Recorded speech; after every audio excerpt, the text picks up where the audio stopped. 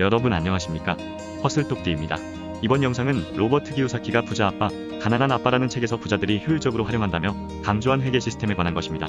여러분도 이 구조에 대한 공부를 꾸준하게 하시면서 적절하게 활용한다면 좋은 결과를 얻을 수 있다고 확신합니다.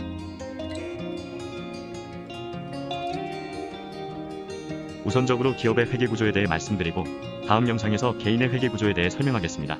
회계라고 해서 거창하게 공인회계사들이나 회계 담당자들이 하는 그런 복잡한 구조에 관한 것을 말하고자 하는 것은 아닙니다.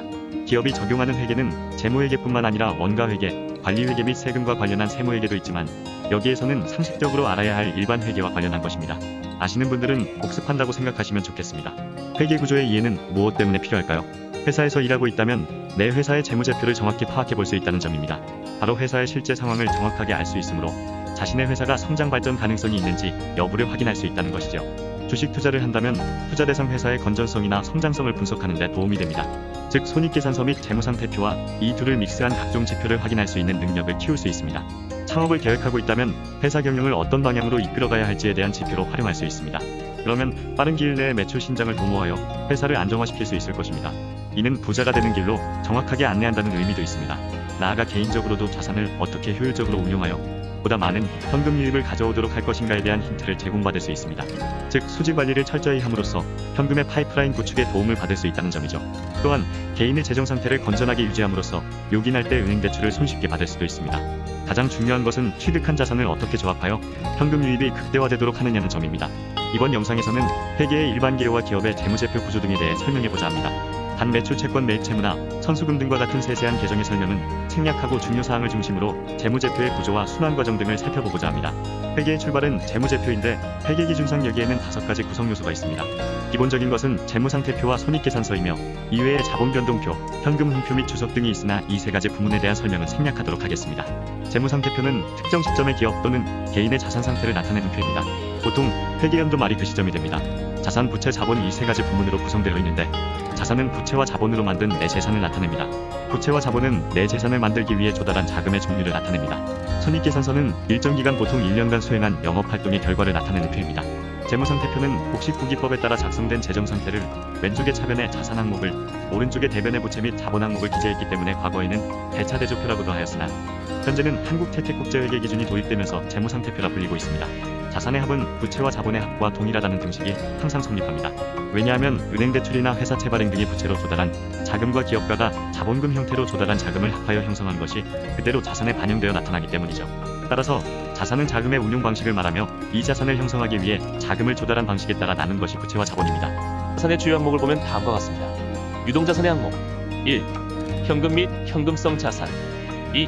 매출채권 3. 미수금 4. 성급금 5. 재고자산 비유동자산의 항목 1. 유형자산 2. 무형자산 3. 투자자산 4. 기타 비유동자산 부채와 자본의 주요 항목입니다.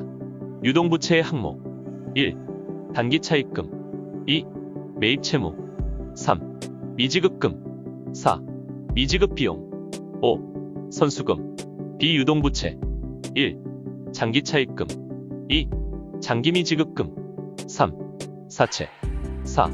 임대보증금 자본의 항목 1. 자본금 2. 자본잉여금 3. 이익잉여금 제조기업을 중심으로 한 재무상태표 구조에 대해 좀 더 구체적으로 살펴보겠습니다. 유형자산을 이루는 주된 것은 토지, 건물, 공장을 포함한 생산설비입니다. 이들 설비를 가동하여 재고자산으로 남아있는 원재료를 포함하여 수시로 구입한 원재료와 함께 제품을 생산합니다. 이들 제품을 판매함으로써 수입을 창출하고 제조 및 판매 비용 등을 차감하여 손익을 만들어냅니다. 자산 중에는 현금은 물론 투자자산과 같이 즉시 현금화할 수 있는 것도 있습니다. 또한 특허권이나 상표권 같은 실체 없는 소위 무형자산이란 것도 있죠. 투자자산에서도 수입은 발생합니다. 그런데 문제는 자산 중에는 재무상태표에 표시된 숫자 자체만으로는 쉽게 판별하기 어려운 불량자산이 포함되어 있다는 점입니다.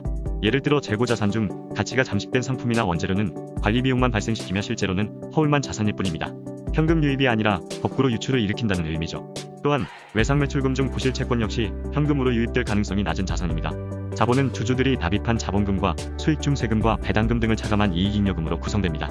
만일 수년간 연속적인 적자를 기록하였다면 자기 자본까지 잠식된 상태일 가능성이 높으며 이런 상황에서는 차입금 등으로 이를 보충하게 됩니다. 따라서 부채 비율이 높아지게 되고 현금 등 유동자산의 고갈로 유동성이 악화되는 등 재정 상태가 좋지 않음으로 갈수록 금융 시스템의 활용이 어려워지게 됩니다. 손익계산서는 자산을 활용한 생산 및 영업활동으로 벌어들인 수익과 그 수익을 거두기 위해 사용한 비용의 명세입니다.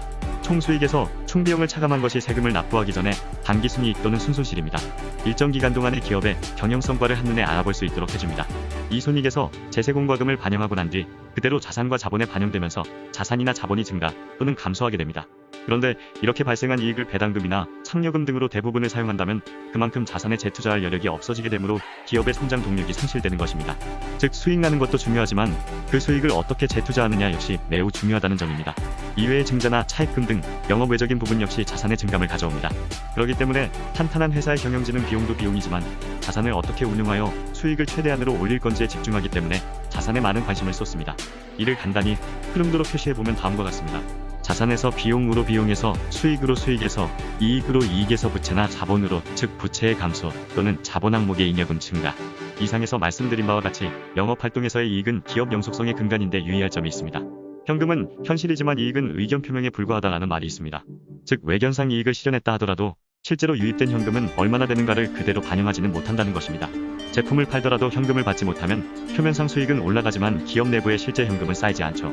기업의 매출이 엄청나게 증가했다고 해도 외상 매출이 많다면 같은 자산이라도 현금이 아닌 외상 매출금으로 잡힙니다. 언제 현금화될지도 모르고 잘못하면 떼일 수도 있습니다. 그래서 현금이 현실이다라는 말이 나오는 겁니다. 바로 이러한 부분을 언급한 것입니다. 따라서 기업가는 손익계산서의 이익이 어떻게 현금화되고 있는지를 제대로 파악할 필요가 있다는 것입니다. 수중에 들어와 있는 현금은 바로 기업의 생명줄입니다. 기업을 경영하려 한다면 명심해야 할 사안입니다. 이처럼 재무상태표와 손익계산서는 유기적으로 연결되어 있다는 점 역시 이해하셔야 합니다. 기업이라도 개인 기업과 법인 기업은 차이가 납니다. 기업 파산 시의 예를 들어보겠습니다. 개인 기업은 개인과 마찬가지로 모든 책임을 기업가가 져야 합니다. 그러나 법인 기업은 기업가가 보유한 지분만큼만 날리면 되죠. 주식회사 시스템의 강점이기도 합니다. 다만 부도덕한 기업가는 파산하기 직전에 회사 자금을 미리 빼돌리는 모럴 해저드를 행하기도 합니다. 비용 처리에 있어 기업과 개인의 차이는 매우 큽니다. 이것이 리스크를 감수하면서 사업을 하려는 사유의 하나이기도 합니다. 기업은 모든 비용을 공제하고 난 뒤에 세금을 냅니다. 즉 합법적으로 모든 비용을 공제합니다. 예를 들어 해외에 나가고 싶다면 이사회를 그곳에서 개최하면 됩니다. 그 사유는 얼마든지 가져다 붙일 수 있죠. 가족의 여비만 된다면 전 가족이 해외여행을 즐길 수 있다는 말입니다. 청취해주셔서 대단히 감사합니다. 다음 영상에서는 개인의 회계구조에 대해 말씀드리겠습니다. 이상 허슬똑되었습니다.